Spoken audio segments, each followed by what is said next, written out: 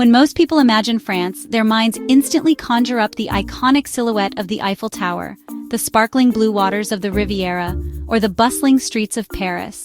These are the images that fill postcards and travel brochures, the places that draw millions of visitors every year. But beyond the famous landmarks and the crowds, there's another France, one that's quieter, more intimate, and often overlooked.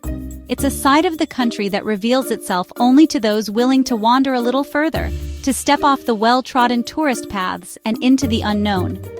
This France is found in the hush of ancient forests, where the only sounds are birdsong and the crunch of leaves underfoot. Here, the air feels different, cooler, fresher, and filled with the scent of pine and earth. It's in the warmth of forgotten villages, where stone houses are draped in ivy, and window boxes overflow with bright flowers. Life moves at a gentler pace, and every corner seems to hold a story waiting to be discovered.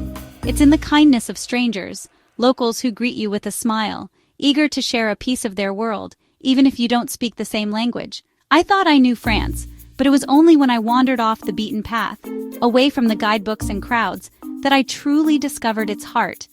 And, unexpectedly, a new part of myself. Each step into the unknown brought a sense of freedom and wonder. This journey wasn't about checking off famous sites. It was about feeling something real, connecting deeply with the land and its people, and letting the small, winding roads guide me to places I never expected to find. I made a promise to myself, to travel with an open heart, to welcome surprise and change, and to let curiosity lead the way. Every day became an opportunity for discovery, both outward and inward. In these hidden places, time seemed to slow down.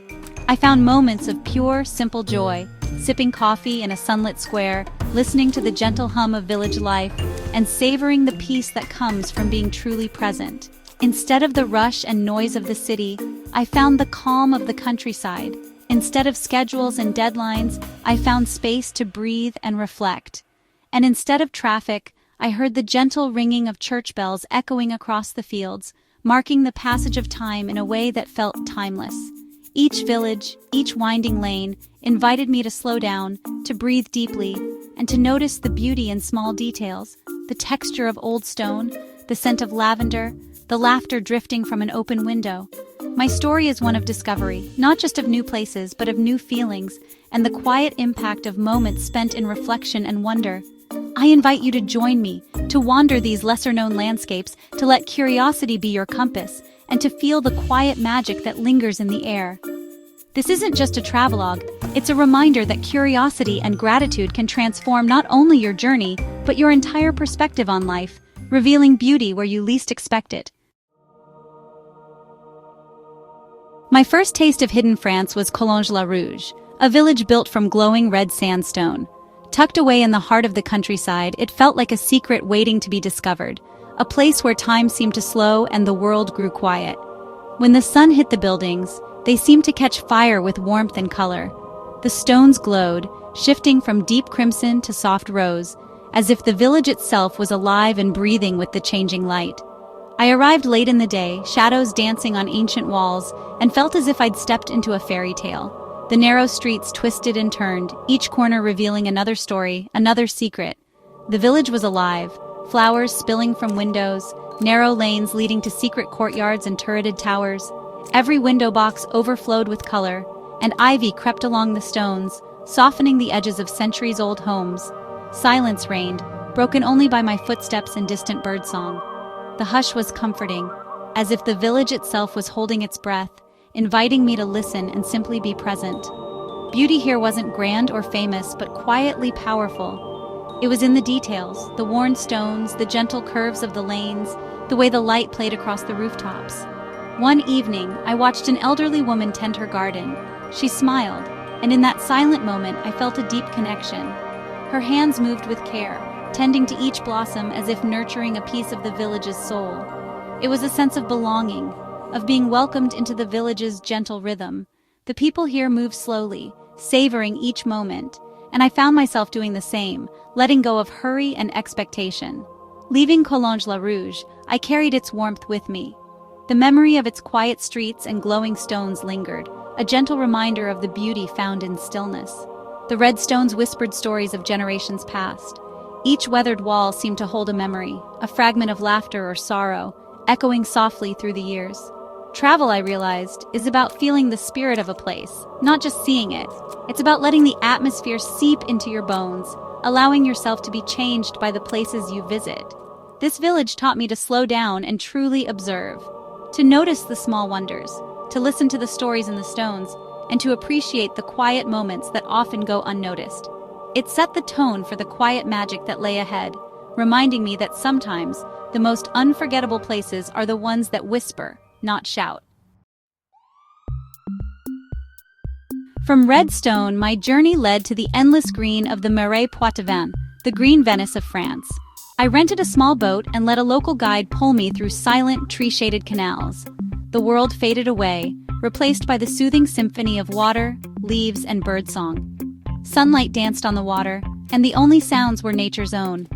My guide pointed out kingfishers and waterflowers, sharing stories of the marsh's history. I realized this was a living landscape, shaped by both nature and people. Floating through the green, I found peace and presence, a meditation in motion. The Marais Poitevin taught me the value of stillness and the restorative power of silence. In our busy lives, we rarely allow ourselves true quiet. Here I rediscovered the deep joy of being embraced by nature. Next, I traveled south to Albi, a city with the soul of a village. Nestled along the banks of the river Tarn, Albi immediately felt both welcoming and mysterious, as if it had stories to share with every visitor who wandered its winding streets. Its heart is the fortress-like Cathédrale Sainte-Cécile, a masterpiece of red brick and painted ceilings. The cathedral rises above the city, its imposing presence a reminder of Albi's rich and sometimes turbulent past. Inside, I was humbled by the artistry and scale, a testament to faith and history. The intricate frescoes and soaring arches seemed to whisper tales of devotion, resilience, and the generations who built and preserved this sacred space. But it was the medieval streets around the cathedral that truly captivated me. Each narrow alleyway, lined with half-timbered houses and flower-filled balconies, felt like stepping back in time. Wandering without a map, I found hidden courtyards, artisan shops, and a gentle, unhurried rhythm. The scent of fresh bread drifted from bakeries, and laughter echoed from small cafes where locals gathered to share stories. In the gardens of the Palais de la Barbie, overlooking the river, I felt pure contentment. The view stretched across the rooftops and the gentle curve of the Tarn, painting a scene of peace and timelessness. Albi showed me that even cities hold pockets of serenity and beauty. In quiet corners, I found moments to pause, breathe, and simply exist, surrounded by centuries of history. History lives not just in monuments, but in the fabric of daily life. The market's vibrant colors, the sound of children playing, and the easy camaraderie of neighbors all spoke of a living, breathing heritage. The city's contrasts, grand and gentle, historic and everyday, reminded me that places, like people, have many sides. Albi's grandeur is matched by its warmth, its history by its hospitality. To truly know a place, you must explore both its landmarks and its quiet corners.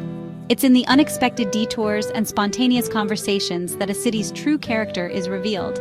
Albi's embrace taught me to look deeper for the stories beneath the surface. Every stone, every smile, every shadowed doorway seemed to hold a secret waiting to be discovered. It was a lesson in appreciating complexity and connection, a reminder that the most meaningful travel is about seeing, feeling, and connecting with the heart of a place. After Albi, I was drawn to the wild Cévennes National Park, rugged mountains, deep valleys, and ancient forests. I stayed in a tiny hamlet far from main roads, surrounded by vast, powerful silence. My days were spent walking old trails, the landscape shifting from chestnut forests to windswept ridges. Alone for hours, I felt both humbled and liberated by the solitude. One day, caught in a sudden rainstorm, I sheltered under an oak and watched a rainbow appear as the sun returned. It was unscripted magic, a reminder that beauty follows even life's storms. The Cévennes taught me resilience, both in the land and its people. Life here is simple, strong, and deeply connected to nature. Being in the Cévennes stripped away the unimportant, revealing what truly matters. Connection to the earth, strength in adversity, and peace in simplicity. This wild place grounded me. It was a powerful, transformative experience. I left with a renewed sense of what's essential. Most visit Giverny for Monet's garden, but I wanted to see the village beyond the crowds. Wandering quiet lanes, I found the same magical light that inspired Monet, soft, silvery, making every color vivid. Along the river Epte, willows trailed in the water and wildflowers bloomed in riotous color. I watched the light play on the river, mesmerized by its shifting sparkles. In hidden gardens, roses climbed stone walls and vegetables thrived. A local woman, tending her flowers, shared a rose cutting with me, a simple, generous act. Giverny taught me to look for inspiration everywhere, not just in famous places. The beauty Monet saw is all around, waiting for anyone who takes the time to notice. It was a lesson in seeing the world through an artist's eyes. Visiting local markets was one of the purest joys of my journey. These were bustling, authentic places where locals shopped and life unfolded. The air was filled with the scent of ripe fruit, fresh bread, and cheese, a feast for the senses. Vendors shared stories and samples, their pride infectious. I'd buy simple picnic fare and find a quiet spot to savor it, a taste of the region, a moment of bliss. Markets were more than places to buy food. They were the heart of the community. Watching the lively exchanges, I felt a sense of warmth and belonging. These simple human connections taught me the true joy of sharing food and life. Looking back, my journey through hidden France was as much inward as outward. Collonges la Rouge taught me to value the beauty of things that endure. The Marais Poitevin gave me the gift of stillness and the importance of quiet contemplation. The Cévennes showed me my own resilience and strength. Albi revealed the richness and complexity and the layers beneath the surface. I learned that travel isn't escape. It's a way to connect more deeply with life. The small moments, a smile, a taste, a glimmer of light, became my most treasured memories. Joy, I discovered, lives in the simple details of the present. My journey through France's hidden gems was personal, but its lessons are universal. Quiet corners and forgotten paths await everywhere, not just in France, but close to home. The magic is in how you approach the world, with curiosity, openness, and a willingness to wander. You don't need a grand plan, just a sense of wonder. Take a new route, visit a small town, talk to a stranger, try something new. These small acts of exploration can transform your life. The most profound travel changes how you see your everyday world. I returned home with gratitude for simple things and a calmer heart. The true gift of travel is a deeper appreciation for life itself. So I invite you, seek out the quiet places, listen to their stories, and find joy in the simple moments. The world is waiting, just beyond the familiar.